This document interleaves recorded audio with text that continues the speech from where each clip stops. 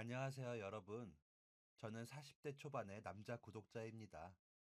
살다 보면 절대 잊지 못할 소중한 인연을 만나게 되죠. 저에게도 그런 소중한 인연이 있습니다. 사람을 경계하고 도움의 손길을 불편해했던 저를 바꿔준 소중한 인연에 대해 얘기해보고자 이렇게 사연을 보내게 되었습니다. 제 아버지는 흔히 말하는 망난이었습니다. 동네에서 유명했어요. 많지 않았던 집안의 재산을 모두 끌어다가 도박으로 탕진하고 돈을 잃으면 술만 마시는 탓에 알코올 중독까지 있었죠. 이런 아버지를 견디지 못했던 어머니는 제가 4살이 됐을 때 결국 집을 나가셨습니다. 어머니는 집을 나가셨고 아버지는 한번 집을 나가면 한동안 돌아오지 않으셨기 때문에 저를 기르는 건 할머니와 할아버지의 몫이었어요. 그 외에는 저를 돌봐주는 사람이 한 명도 없었습니다. 그래도 친구는 있었어요. 초등학교를 다닐 때 만나서 중학교까지 같이 간 절친한 친구가 있었죠. 친구는 준비물을 챙겨오지 못하는 저에게 자신의 준비물을 나눠주고 집으로 초대해서 함께 맛있는 걸 먹기도 했습니다. 미안해. 나는 너한테 줄 만한 게 없네. 부유한 친구와 달리 넉넉하지 않았던 형편의 저는 친구가 만족할 만큼의 무언가를 주지 못했습니다. 저에게 소중하고 귀중한 건 친구에게 흔한 것이었으니까요. 그렇게 중학교에 함께 올라갔고 중1, 중2를 같은 반에서 지내다 중학교 3학년 때 반이 나뉘게 되었습니다. 종례가 평소보다 늦게 끝나서 친구의 반으로 허겁지겁 달려가는데 기둥 코너를 돌려는 바로 그때 친구와 친구의 담임 선생님의 목소리가 들렸습니다.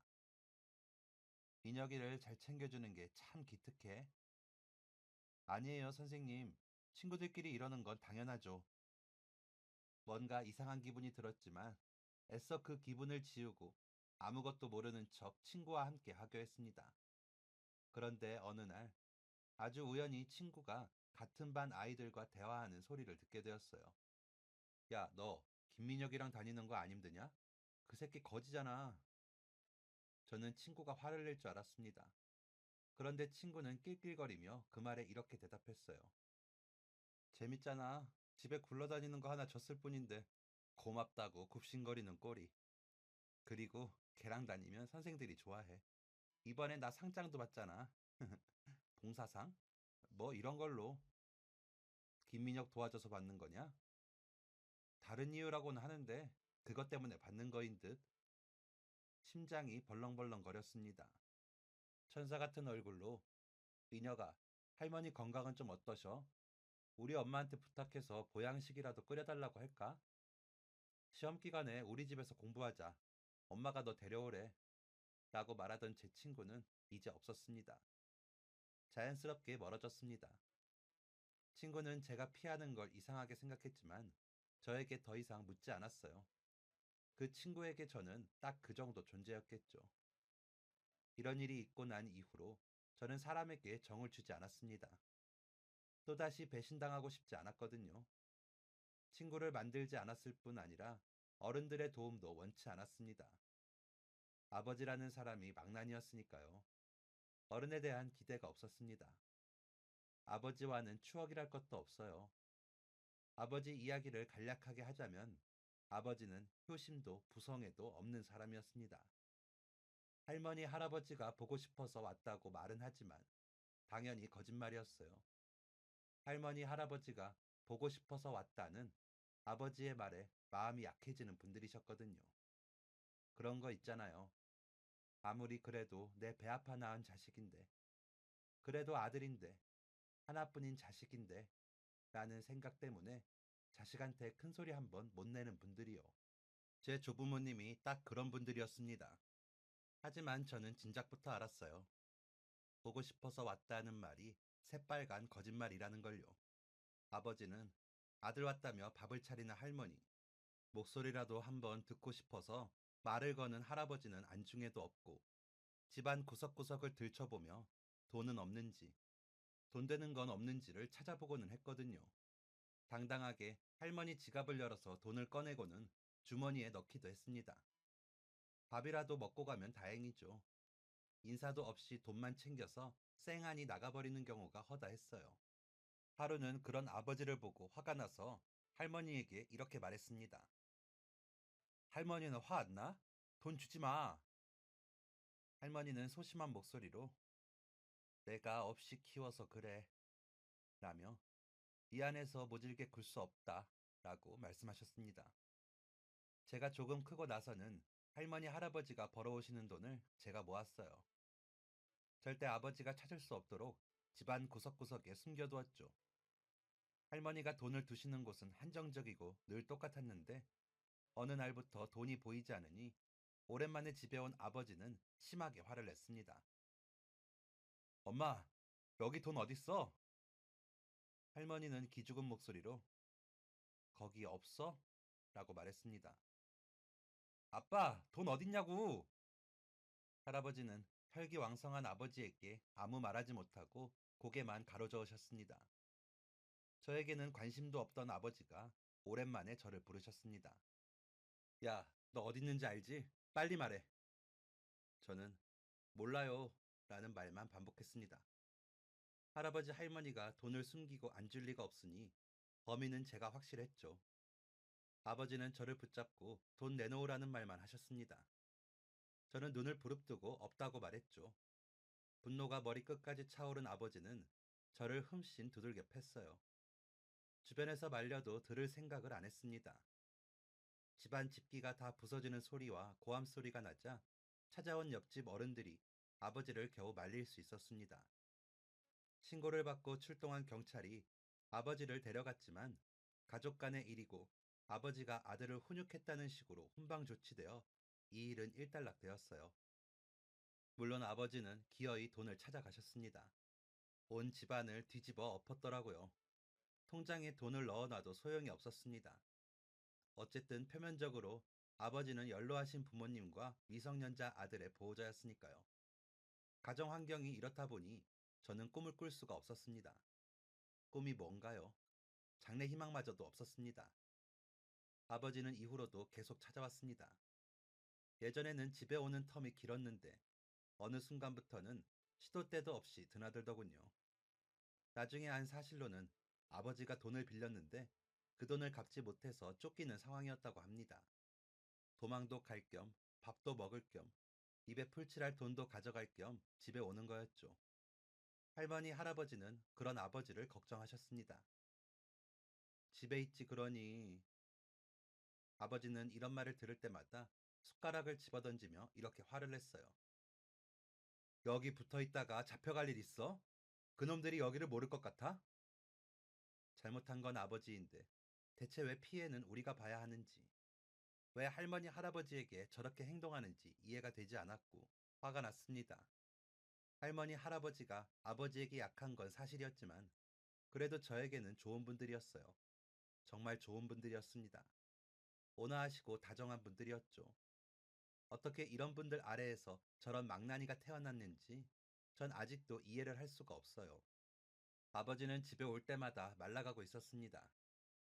매일같이 술만 마시고 사람들에게 쫓기고 잠도 못 자며 도박을 하니 산송장처럼 보이는 게 당연했죠. 하지만 저는 날이 갈수록 키가 커지고 덩치가 커졌어요. 아버지를 닮았거든요. 그날은 제가 처음으로 폭발한 날이었습니다. 아버지는 평소보다 더 술에 취한 상태였어요. 오자마자 패악질을 해댔죠. 돈 가져오라고! 라고 소리 지르면서 손에 잡히는 걸 모두 집어던지고 있었어요. 제가 성년에 가까워지면서 돈을 가져가기가 힘들어졌거든요.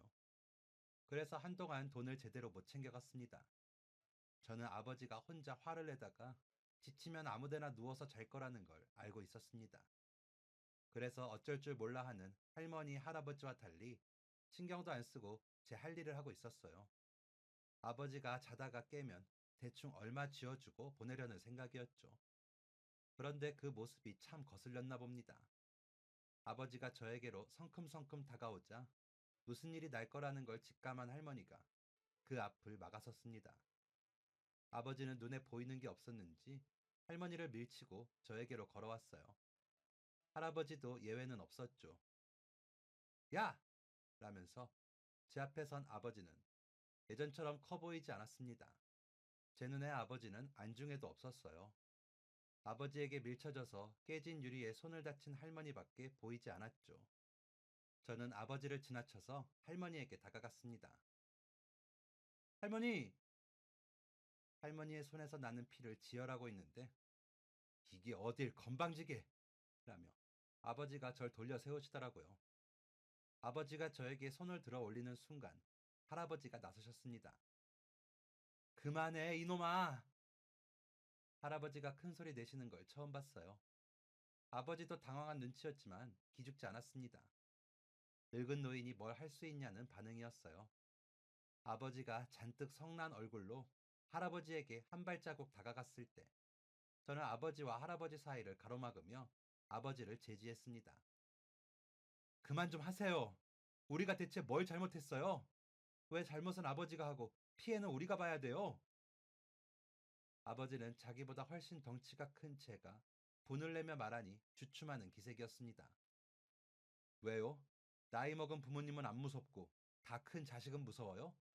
덩치도 작고 어렸을 때는 저도 막대하더니 이제는 제 눈치를 보시네요. 사람이 왜 이렇게 비겁해요? 당장 나가요. 한 번만 더 찾아오면 그 다음부터는 저도 아버지처럼 할 거예요. 이렇게 글로 적으니 그 당시의 상황이 잘 전달되지 않네요. 말만 저랬을 뿐이지 그때 저는 혈기로 가득 차 있었습니다. 아버지에게 담고 있던 모든 분노가 터진 날이었어요. 아버지는 그걸 느꼈는지 그날 이후로 저희를 찾지 않았습니다. 조부모님도 더 이상 아버지에 대한 이야기를 꺼내지 않으셨죠. 아버지를 향한 제 분노를 직접 본 뒤로 아들에게 쩔쩔매었던 두 분의 행동이 저에게 상처가 되었다는 것을 깨달으셨더라고요. 19살의 겨울, 제가 원했던 건 빨리 성인이 되고 군대에 다녀와서 돈을 버는 것 뿐이었습니다. 군대 면제는 불가능했어요. 조부모님을 부양할 수 있는 방법이 저뿐이었는데도 아버지가 있다는 이유로 군대 면제가 불가능했습니다. 그리고 어떻게 해야 제 상황을 입증할 수 있는지 방법을 알지도 못했죠. 누군가에게 도움을 받을 수도 있었겠지만 저는 친구와 여러 어른들에게 배신을 당한 트라우마로 인해 모든 일은 자신 스스로 해야 한다는 고집이 있었습니다. 도움을 청하지도 않고 도움의 손길조차 거부하는 겁쟁이였죠. 저는 마음이 급했습니다. 할아버지는 그래도 괜찮으셨는데 할머니의 건강이 점점 안 좋아지고 있었거든요. 조금만이라도 입대를 늦추면 군대 안에서 할머니가 돌아가실 것 같았어요. 그래서 최대한 빨리 군대를 다녀와서 할머니를 보살피려는 생각이었습니다. 학교를 다니면서 일을 했어요. 하지만 그것만으로는 새 식구가 먹고 살기엔 택도 없었죠. 학생 신분으로 할 수 있는 일은 한계가 있기도 했고요. 나이가 어리다고 임금을 떼어먹는 악덕 사장들도 덜어 있었습니다. 제가 사람을 못 믿게 된 데에는 이런 경험도 한몫하는 것 같기도 합니다. 졸업하고 군대에 가기 전까지는 막노동판에서 막일을 했어요. 적어도 군대에 가 있는 동안 두 분이 생활하실 수 있을 정도의 돈은 벌어둬야 할 것 같았기 때문이죠. 오전 오후에는 막노동, 일이 끝나면 서빙 알바, 비가 와서 작업을 못하는 날이면 인력사무소에서 단기 알바라도 구해 그렇게 일했습니다. 어렵기에 가능했던 살인적인 일상이었죠. 지금 와서 생각해보면 정말 과로로 죽지 않은 게 다행일 따름입니다. 이렇게 고생해서 일을 했다 보니 돈이 더 귀하더라고요. 그래서 허리띠를 졸라 맸습니다. 할머니, 할아버지 식사는 잘 챙기려고 노력했지만 제가 밖에서 밥을 먹어야 할 때면 라면으로 대충 때웠어요. 굶는 날도 허다했습니다. 라면 하나를 사는 것도 아까웠기 때문이죠. 그렇게 1년 정도 일을 하니 500만 원 정도가 모이더라고요. 저는 그 돈을 할머니, 할아버지께 드리고 입대하기로 마음먹었습니다. 이 정도면 넉넉할 것이라고 생각했거든요. 적은 돈이지만 군대에 가면 군인 월급도 나오고 말이죠. 군대에 가기 전에 해야 하는 일에는 두 가지가 있었습니다. 한 가지는 돈을 모으는 것이었고, 두 번째는 할머니, 할아버지를 다른 곳으로 모시는 거였죠. 아버지가 모르는 곳으로 두 분을 모셔야 했습니다. 그런데 평생을 그 동네에서 산 두 분을 먼 곳에 모실 수는 없었어요. 가뜩이나 연로하신 분들이 새로운 환경에서 적응하려면 더욱 힘들 테니까요. 그래서 살던 동네에서 많이 멀지는 않은 곳에 집을 구해드렸습니다. 사람이 많이 돌아다니지 않고 멀리 나가지 않아도 장을 볼 수 있는 그런 곳에요. 할머니, 할아버지는 살던 동네를 떠나야 한다는 것을 탐탁치 않아 하셨지만 제 간곡한 부탁을 들어주셨습니다. 내가 없으면 아버지가 다시 찾아올 거야. 제발 내 부탁 좀 들어줘, 할아버지. 그렇게 두 분을 남겨두고 군에 입대했습니다. 신병 교육을 받는 내내 마음이 편치 않았지만 어쩔 수 없었어요. 그렇게 첫 휴가를 나왔습니다. 한 달치 월급을 들고 부랴부랴 할머니, 할아버지를 찾아뵙죠. 두 분은 생각보다 잘 지내고 계셨습니다. 한숨 돌리고 할머니가 차려주신 밥을 먹으려고 하는데 해가 져도 불을 안 켜시더군요. 할머니, 왜 불 안 켜? 전기세가 아까워서 그러시나 했는데 할머니가 우물쭈물 하시더니 그게 전기가 끊겨서 라고 말씀하셨습니다. 저는 공과금이 밀려서 그런 줄 알았는데 아니었어요. 기어이 할아버지 할머니를 찾아온 아버지가 전기 배선을 끊어버리고 보일러까지 고장 내트린 거였습니다. 제가 분명 돈을 주고 갔을 거라며 찾아왔는데 할머니가 절대 돈을 내놓지 않자 그랬다고 했죠. 더 화가 나는 건 돈까지 가져갔다는 것입니다. 할머니, 할아버지가 잠깐 나가신 틈을 타서 온 집안을 헤집어 할머니의 통장을 가지고 나간 거였어요. 어차피 돈을 가져갈 거였으면 전기랑 보일러는 건들지 말지. 할머니, 할아버지는 그것을 고칠 돈이 없어 제가 나올 때까지 어둡고 춥게 지내셔야 했던 것입니다. 이 사실을 알고 보니 괜찮아 보이기만 했던 할아버지의 건강 상태가 안 좋은 게 보였어요. 입대하기 전까지만 해도 할아버지는 할머니에 비해 건강한 편이었는데 아버지와의 일을 겪으면서 심각한 스트레스로 인해 건강이 심하게 안 좋아지신 거죠. 저는 제가 가져온 월급으로 집의 배선과 보일러를 고쳐드렸습니다. 그걸 고치고 나니 남은 돈이 없더라고요. 할머니, 할아버지는 일을 하면 된다고, 그것도 어려우면 주변 사람들한테 도와달라고 하면 된다고 하셨습니다. 저는 일하면 된다는 말보다 주변 사람들에게 도움을 받으면 된다는 말이 너무 싫었어요. 사람은 믿을 수 있는 존재가 아니었으니까요. 낳아준 자식한테도 이런 꼴을 당하는데 주변 사람들을 믿을 수 있을 리가 없죠. 다른 사람들한테 도움받으면 그만큼 돌려줘야 하는 게 당연하잖아. 이자까지 쳐서 갚으라고 하지 않으면 다행이지. 할머니는 저를 설득하셨어요. 내가 이 동네에서 평생을 살았어. 기꺼운 마음으로 도와줄 사람이 있을 거야. 옛날에는 다른 집에 일 있으면 몰려가고 그랬어. 하지만 저는 그 말을 듣지 않았어요. 그런 사람들이 주변에 있는데 왜 전기랑 보일러는 저 지경이야? 그런 사람들이라면 저런 것부터 도와줬었어야지. 네 집, 내 집 없는데 왜 이런 건 안 들여다봐? 할머니는 아무 말씀도 못 하셨습니다. 저는 역시라고 생각하며 남은 휴가 기간 동안 막노동을 했습니다. 그리고 그 돈을 모아서 드렸어요. 할머니, 일단 이거 가지고 있어. 이걸로 할아버지 병원도 데려가고 할머니도 약 타먹어. 군대에서 월급 나오면 다 보내줄게. 할머니는 돈을 돌려주려 하셨습니다. 우리는 걱정하지 말어. 월급 그거 얼마나 된다고 그래. 거기서도 돈 써야 한다며. 너 써. 아니야, 할머니. 요즘 군대에서도 줄 거 다 줘.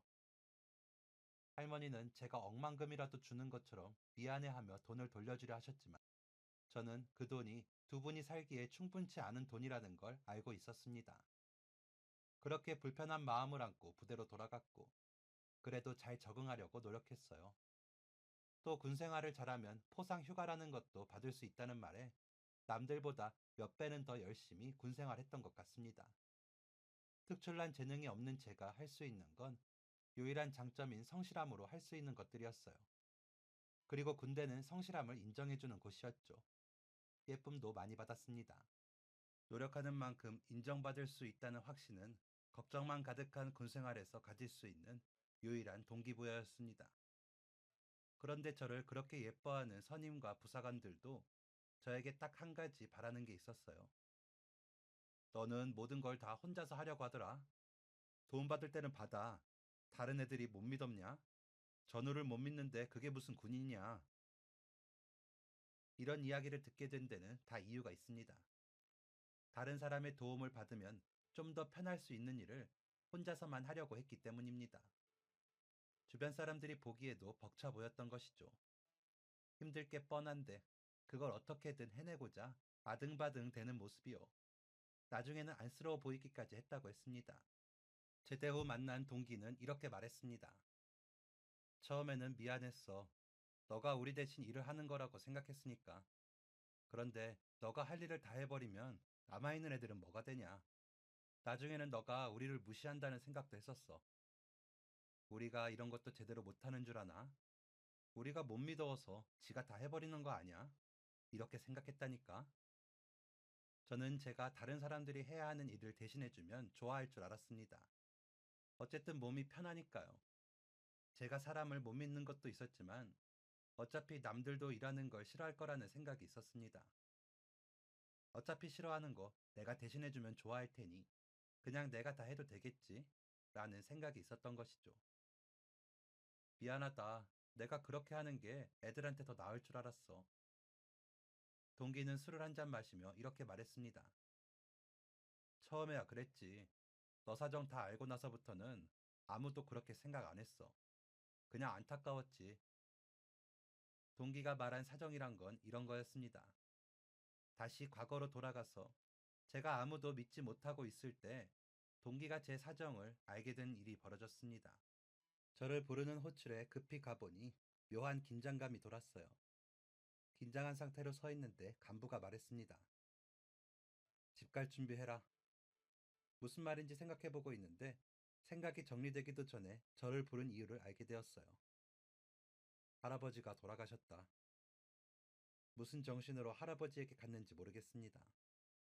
정신을 차려보니 할아버지의 장례식이었고 정신을 차려보니 저는 조문객을 받고 있었어요. 점차 현실이 인식되기 시작했습니다. 아, 할아버지가 진짜 돌아가셨구나. 할아버지는 이제 이 세상 사람이 아닌 거구나. 다시는 볼 수 없구나. 라는 생각이 들자 그때부터 슬픔이 몰려왔죠. 그동안 할아버지에게 못해드린 것만 생각났습니다. 군대 가기 전에 모은 돈으로 할아버지랑 맛있는 밥 한 끼 먹을 수도 있었는데 돈을 모아서 드리는 게 더 잘하는 일일 거라고 생각하면서 맛있는 식사 한번 못 챙겨드린 게 너무 죄송했어요. 제가 일하는 게 힘들다고 투정 부릴 때 할아버지의 마음이 얼마나 아프고 미안했을까. 그 마음도 이해되기 시작했습니다. 그런데 이제야 후회한들 뭐가 달라졌을까요? 할아버지는 이미 이 세상 사람이 아니었고 저는 할아버지를 다시는 만날 수 없게 되었는데요. 그런 와중에 기억나는 건 저를 찾아와 준 부대 사람들이었습니다. 할아버지가 돌아가셨다는 소식을 알려준 간부부터 저와 연이 있는 사람들은 모두 와주셨던 것 같네요. 와주셔서 감사합니다. 힘내야지. 할머니 잘 챙겨드리고. 네. 그런데 군대에서 사람들이 온 그날, 하필 그날 아버지가 찾아왔습니다. 힘없이 누워있던 할머니는 아버지를 보시곤 득달같이 일어나 달려가셨어요. 야, 이놈아! 너가 무슨 염치로 찾아와? 너가 무슨 염치로? 주변에 있는 사람들은 영문도 모른 채 할머니를 말렸습니다. 며칠째 밥도 제대로 못 먹은 할머니는 온몸에 힘을 쓰며 소리치셨습니다. 우리가 너한테 얼마나 잘했니? 네 아빠가 너한테 얼마나 잘했냐고. 뭘 더 얼마나 해줘야 하냐. 결국 네 아버지 목숨까지 뺏어 가는구나. 할머니는 결국 실신하셨습니다. 할머니를 급히 병실로 옮기고 아버지를 마주했는데 아버지는 할머니가 쓰러지신 것은 안중에도 없어 보였습니다. 그리고 건강해 보이셨어요. 그래서 물었습니다. 건강해 보이네요. 아버지는 혀를 차며 제 옆으로 지나갔습니다. 자식 새끼라고 하나 있는 게 지혜비 보고 인사도 안 하네. 애 교육을 이따위로 시켜놨으니 뭔 라는 말을 하면서요. 눈이 돈다는 말을 그날 직접 경험했습니다. 저 말을 듣자마자 세상이 뒤집힌 것처럼 화가 나더군요. 당신이 버리고 간 자식을 나이 많은 부모가 이렇게까지 키워놨는데 무슨 염치로 제 부모를 욕하고 나를 무시하느냐? 라는 생각이 들었지만 말로 표현할 수가 없었어요. 저는 그 자리에서 아버지를 돌려 세웠습니다.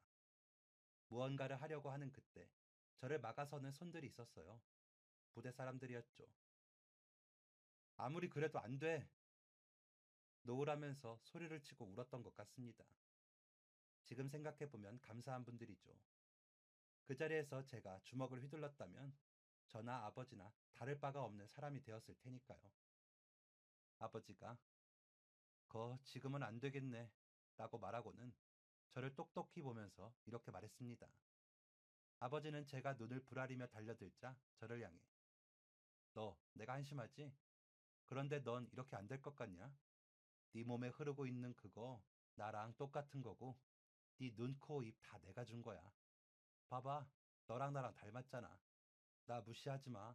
너나 나나 똑같아 이 자식아. 네가 내 피 물려받고 태어난 이상 어쩔 수 없는 거라고 라고 말하면서 낄낄거리며 저를 조롱하자 사람들은 아버지를 쫓아냈습니다. 저와 아버지를 한 공간에 이 이상 두었다간 사달이 날 거라고 생각한 거죠. 아주 지혜로운 선택이었습니다. 정말 무슨 일이 났을지도 몰라요. 아버지가 장례식장을 휘저어 놓고 돌아간 날, 할머니는 끙끙 앓며 저는 분노를 삭히며 하루를 보내야 했습니다. 그리고 부대 사람들은 그때 알았을 거예요. 제가 자라온 집안이 평범하지 않다는 사실을요. 다행히 아버지는 할아버지를 완전히 보내드릴 때까지 제 눈앞에 나타나지 않았습니다. 제 눈앞에만요. 아버지가 조의금을 모두 가져가 버렸다는 걸 알았을 때는 할머니를 모시고 집으로 돌아왔을 때였습니다. 분노가 가시지 않더라고요. 할아버지는 아버지가 전기와 보일러를 끊었을 때를 기점으로 쇠약해지셨습니다. 제가 그 사실을 알면 걱정할까봐 전기와 보일러를 고치기 위해 저에게는 말 한마디 없이 고령의 몸을 이끌고 일을 했던 분이시라는 거죠. 아버지가 할아버지의 죽음과 연관이 되어 있다는 것을 부정할 수 없었습니다. 그리고 할아버지와 할머니에게 그리 모질게 대했던 주제에 할아버지의 조의금을 가져가 버렸다는 사실에 더욱 분노했어요.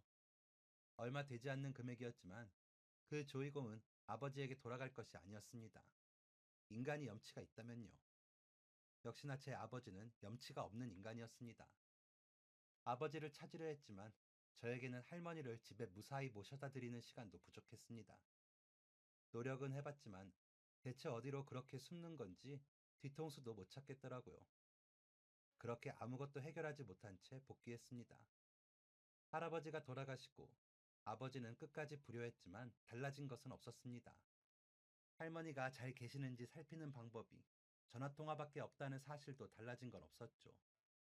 그렇게 시간이 흘러 휴가를 나오게 되었고 저는 또 한 번 좌절을 겪었습니다.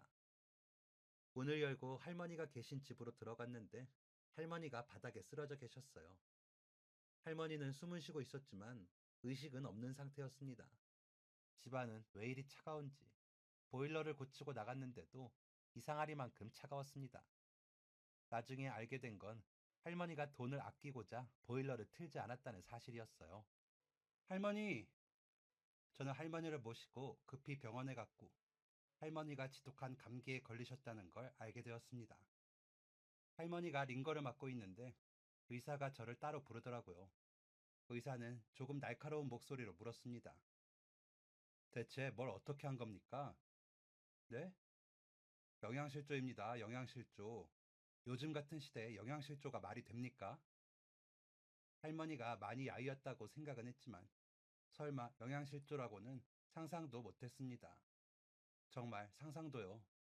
의사의 말처럼 요즘 같은 시대에 영양실조는 말이 안 되니까요. 저에게 영양실조라는 단어는 생소하기 그지없는 단어였습니다. 저는 곧장 입대 전에 매일같이 들렸던 인력사무소로 갔습니다. 웬일이냐 너? 벌써 저녁이야? 아니요, 일 좀 하려고요. 인력소장님은 귀신이라도 본 표정이었습니다. 휴가 나왔는데 왜 노가다를 해? 네, 사정이 있어서요. 휴가 나와서 어떻게 놀 수 있었겠어요? 놀만한 친구도 없고 돈도 없는데요. 그동안 할머니에게 보내드렸던 돈은 어디 갔는지 흔적도 없고, 할머니는 영양실조에 걸렸고, 인력소장님은 더 이상 사정을 묻지 않으셨고, 일을 할 수 있게 해주셨습니다. 그 사이에 알게 된 건 제가 보냈던 용돈을 아버지가 가로채고 있었다는 거였어요. 어떻게 사람이 그리 악랄할 수 있는지, 인간 같지도 않은 사람의 피가 저에게도 흐르고 있다는 사실이 너무나 끔찍할 정도로 힘들었습니다. 그날 이후로 제 삶의 목표는 딱 하나였어요. 할머니가 남은 여생을 편안하게 보내는 것. 할머니가 돌아가시기 전까지만 살자. 그리고 그 이후엔 다 내려놓자가 제 목표였습니다. 그러면 안 되지만 그렇게 생각하니 마음이 편해지더라고요. 그렇게 막리를 하고 있는데 그곳에서 반가운 얼굴을 만났습니다. 제가 신병 시절 아주 잠깐 함께 군 생활을 했던 고참 선임이었죠. 야, 여기서 너를 다 만난다. 세상이 참 좁긴 좁아. 그치? 괜히 죄 지은 기분이더라고요. 휴가 나온 군인이 막일을 하고 있었으니까요. 선임도 그게 궁금했나 봅니다. 당연하죠. 그런데 너 휴가 아니냐? 여기서 뭐해? 저는 애써 대답을 피했습니다. 그런데 선임은 집요했어요. 일이 끝나면 저를 졸졸 따라왔죠. 무슨 일 있냐니까? 무슨 일이길래 어린 놈 얼굴이 그래? 선임은 늦게 군대 입대해서 저보다 7살이 많았습니다. 해외에서 유학을 하느라 입대가 늦어졌다고 했어요. 그래도 지금의 제 나이보다는 어리지만 그 나이에 선임은 지금의 저보다 성숙한 사람이었습니다. 저는 집요하게 물어오는 선임에게 그동안 있었던 일을 털어놓게 되었습니다. 처음엔 왜 휴가를 나와서 일을 하고 있는지를 얘기했어요. 그런데 대화를 하다 보니 어린 시절 이야기를 하고 있는 제 모습이 보였습니다. 처음으로 제 얘기를 누군가에게 자세히 털어놓았던 것 같네요. 선임을 다시 만나지는 않을 거라는 생각에 마음 편히 얘기했던 것도 같습니다. 장난스럽게 능글거리던 선임은 제 이야기가 시작될 때부터 끝날 때까지 진지하게 얘기를 들어주었고, 모든 이야기가 끝나자 말하기가 힘들었을 텐데 말해줘서 고맙다. 얼른 할머니 뵈러 들어가 봐. 라고 말해주었습니다. 저는 그게 선임과의 마지막 날이 될 줄 알았어요. 그런데 할머니, 이거 뭐야? 제가 부대에 들어가기 전까지 누군가가 매일 생필품과 음식을 보내주었습니다. 할머니는 그저 모른다 라고만 말씀하셨죠. 부대에 복귀 하루 전 평소보다 일찍 집으로 향했습니다. 그리고 저희 집으로 가는 사람이 누군지를 지켜보았어요. 그 사람은 바로 제 이야기를 들어준 선임이었습니다. 대체 왜? 라는 생각이 머리 위를 둥둥 떠다녔고, 저는 저희 집에서 나오는 선임을 붙잡았습니다. 선임은 매우 놀란 눈치였습니다. 어, 야, 그게 뭐, 너가 불쌍하다거나 그런 건 아니고, 내 얘기 들으니까 우리 할머니가 생각나서, 라며 묻지도 않은 변명을 했죠. 저는 그 모습에 화가 난 게 아닌데도요. 막리를 경험 삼아 하는 선배의 할머니가 저희 할머니와 같지 않다는 걸 알면서도 화가 나지 않았는데도 말이죠. 왜, 왜 도와주십니까? 저랑 인연이 깊은 것도 아니고 신병 때 잠깐 군 생활한 게 다인데. 선임은 한숨을 푹 쉬며 이렇게 말했습니다. 하, 너 아직도 이러고 있었냐? 너 처음 들어왔을 때 도움 좀 받고 살라고 했지. 대행하는 종소리 같은 게 들리더군요. 선임도 그 말을 해준 사람 중 하나였습니다. 군 생활 좀 하면 나아졌겠거니 했는데 넌 들어왔을 때부터 신경 쓰이는 놈이었어.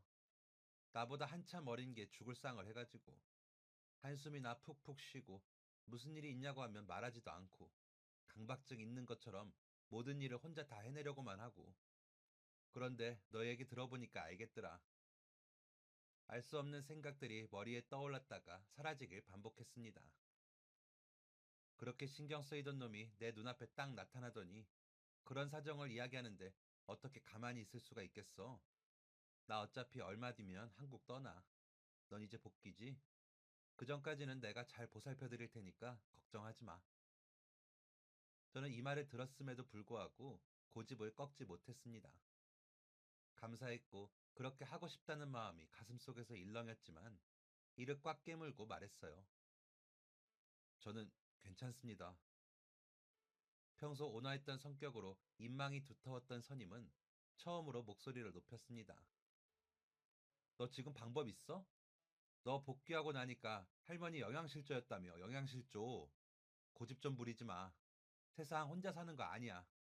너가 얼마나 상처받고 힘들었는지 아는데 너가 할머니를 그만큼 위하고 사랑하면 할머니에게 최선의 선택을 해. 이거 너 욕심이야. 선임과 헤어지고 난 뒤 부대로 복귀하고 나서도 그 이야기가 맴돌았습니다. 너 욕심이야. 한 번도 생각해 본 적 없는 말이었습니다. 생각해 보니 선임의 말이 맞더라고요. 저는 제 욕심으로 상황을 이렇게 만든 거였습니다. 할머니에게 너무 미안해서, 그동안 혼자서만 버티고 살아온 시간이 너무 억울해서, 나 자신 외에는 그 누구도 믿지 못하게 만든 이 세상이 미워서, 아직도 어디선가 방탕하게 살고 있을 아버지가 미워서 이불을 덮고 끄끄 울었던 것 같습니다. 그리고 그때 저와 함께 지내던 사람들은 제 울음소리를 들었음에도 침묵해 주었습니다. 얼마 뒤 대대장님의 호출이 있어 급히 대대장님에게 가게 되었어요. 왜 저를 콕 집어서 따로 보자고 하셨는지 감이 잡히지 않았지만 갔습니다. 긴장감을 가지고 만난 대대장님은 저를 앉히시고는 차 한 잔을 주시며 말씀하셨습니다. 얘기 들었다. 사정이 많이 안 좋다고. 그동안 할머니를 살뜰히 챙겨주었던 선임이 다시 유학길을 떠나면서 군대에 이 사실을 알린 것이었죠. 군 생활을 잘했기 때문에 가능한 일이었습니다. 한 번 이야기를 털어놓고 나니 두 번은 쉽더라고요. 저는 대대장님에게도 이 모든 이야기를 다시 꺼냈습니다.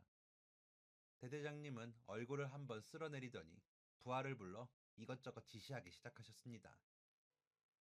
얘 집으로 가서 할머니 어떻게 사시는지 보고 할 수 있는 조치 다 하고 와.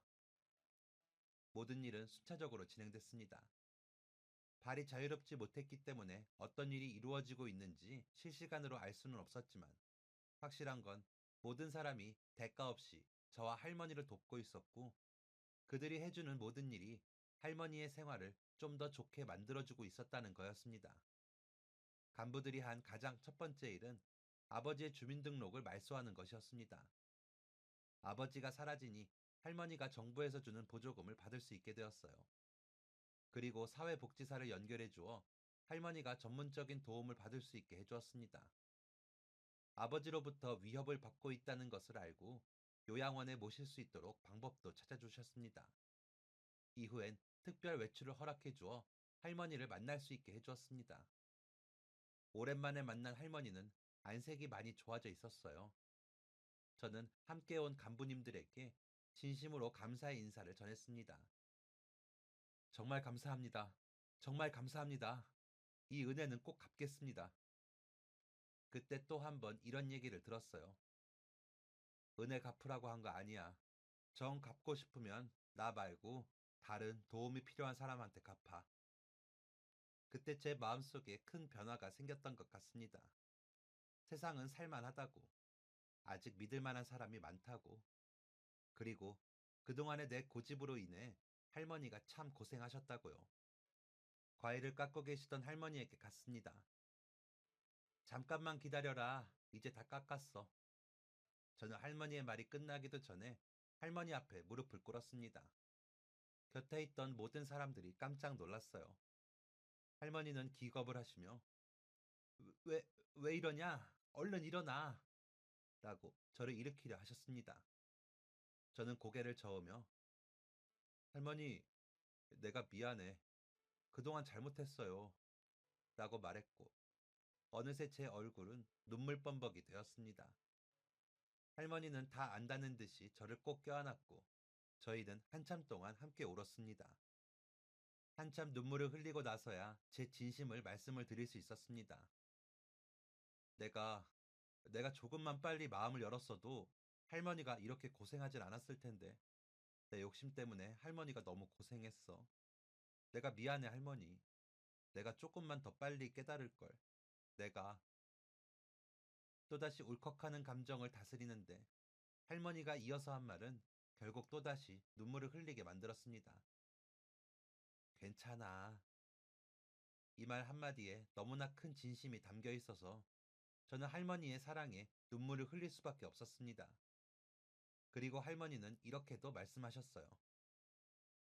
내가 네 애비를 못나게 키워서 애먼 너가 고생했어. 네 아버지가 들어오는 날이면 눈치 보여서 잠도 못 자는 걸 보면 얼마나 마음이 아팠는지. 그래도 자식이라 끊어내지 못한 못난 할미 때문에 그래서 너가 이렇게 세상을 믿지 못하게 된 것 같아서 내 마음이 평생 불편했다. 그런데 이제라도 좋은 사람들을 만났으니 얼마나 다행인지. 할미는 괜찮아. 할미는 너만 행복하면 돼. 내 새끼. 안쓰러워서 어쩌누. 짧은 외출을 끝내고 부대로 복귀하는데 제 인생을 통틀어 그렇게 마음이 편한 날이 없었던 것 같습니다. 복귀하고 나서도 할머니의 근황을 자주 들을 수 있었어요. 모두가 제 편의를 봐준 덕분이었죠. 이 일을 기점으로 달라진 것이 하나 더 있다면 저보다 2살 많은 동기가 저에게 공부를 가르쳐 주기 시작한 거였습니다. 사범대학을 다니는 동기가 제 사정을 어깨너머 듣더니 조심스럽게 수능 준비를 제안한 것이었어요. 제대를 하고 취업을 하려면 못해도 전문대는 나와야 한다는 생각에 전문대를 목표로 수능을 준비했습니다. 일과 시간이 끝나면 매일같이 공부만 했죠. 그 동기와는 지금도 연락을 하고 지냈는데 만날 때마다 감사 표현을 하고 있습니다. 그때는 형도 어렸는데 일과 끝나면 쉬고 싶지 않았어요. 이렇게 물을 때면 동기 형은 웃으며 이렇게 말합니다. 얌마, 너 가르치는 게 쉬는 거였어. 나 사범대 다니는 중이었잖아. 교수법 실습도 해보고 좋다 싶었지. 간부들은 저와 할머니를 도와준 걸 일회성으로 끝내지 않았습니다. 돌아가면서 할머니를 뵈러 가주었고 그때마다 필요를 채워주었으며 저에게 할머니의 근황을 들려주기도 했습니다. 대대장님과 면담하는 날 이렇게 물었습니다. 저는 솔직히 이렇게까지 잘해주실 줄 몰랐습니다. 한 번만 도와주셔도 감사했을 텐데 이렇게 과분한 은혜를 입어도 되는지 모르겠습니다. 대대장님도 이렇게 말씀하셨습니다. 한 번 전우는 영원한 전우고 부하를 챙기는 건 대대장의 몫이다. 군대는 제 인생의 터닝 포인트가 되었습니다. 사람을 불신하던 제 모습은 이제 없었어요. 어느덧 시간이 흘러 제된 날이 되었고 모두에게 인사를 건네고 문을 나서려는데 함께 생활하던 전우들이 봉투를 내밀었습니다. 뭐냐? 황병장님, 그동안 감사했습니다. 이건 감사의 표현입니다. 꼭 받아주시면 좋겠습니다. 대체 뭐가 들었나 싶어 열어보려는데 꼭 부대 밖을 나가서 보라고 하더라고요. 편지라도 쓴 건가 싶어 작별 인사를 남기고 밖으로 나섰습니다. 버스를 타고 이동하면서 봉투를 열어보았는데 그 안에 있는 건 돈이었습니다. 사내 녀석들답게 짧게 남긴 편지에는 자신들의 월급을 쪼개서 모았다며 이렇게 적혀 있었습니다. 매일같이 공부하시는 모습 보고 많이 배웠습니다. 시험이 얼마 남지 않은 것으로 알고 있습니다. 시험 볼 때까지만이라도 공부에 집중하셨으면 하는 마음을 담아 조금씩 모았습니다. 꼭 받아주시면 감사하겠습니다. 제대하면 후임이 아니라 동생으로 뵐 수 있으면 좋겠습니다. 라는 내용이었어요. 입대하기 전이었다면 당연히 거절했겠지만 많은 사람들의 도움을 넘치게 받은 그때는 더 이상 그 호의를 무시하지 않았습니다. 감사하게 받아들이고 열심히 공부했어요. 그리고 수능을 치렀습니다. 그리고 전문대에 입학을 했죠. 졸업장을 가지고 작은 회사의 사무직으로 들어갔는데 제 가장 큰 장점인 성실함과 여러 가지 일을 하며 배운 일머리를 인정받아 관리직까지 올라갔습니다.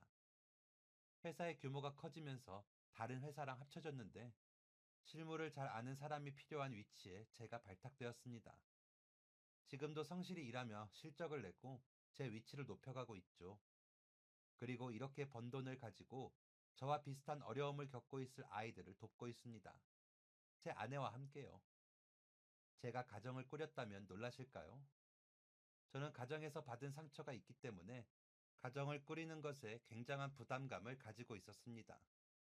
그런데 저에게 좋은 남편과 아빠가 될 수 있을 것이라 말해주는 좋은 사람을 만나 가정을 꾸렸습니다. 아버지 복은 없어도 아내 복은 차고 넘친다 생각합니다. 이 또한 참 감사한 일이죠. 할머니는 언제 그런 고생을 했냐는 듯 건강하게 지금도 살아 계십니다. 양로원에서 또래 친구들도 만나시고 행복한 인생을 살고 계신다고 말씀하고 계세요. 그 연세에도 잘 지내시는 모습을 보면 다행이라는 생각이 들면서도 종종 할아버지 생각이 납니다. 지금까지 살아계셨으면 할머니와 함께 행복하셨을 텐데 자꾸 못해드린 것만 생각나네요. 물론 할머니는 이 얘기를 들으면 경을 치시겠죠. 이쯤 되면 아버지 이야기가 가장 궁금하실 것 같습니다. 결론부터 말씀드리자면 아버지는 제가 제대한 지 얼마 안 되어서 돌아가셨습니다. 그렇게 저희를 괴롭혀 놓고 허망한 마지막을 맞이하셨더라고요. 모두가 업보라 말하는 마지막이었습니다. 쓸쓸하게 눈을 감은 아버지를 보러 갔을 때 통쾌함 같은 건 없었습니다. 그냥 어딘가 허탈한 마음이 들었어요.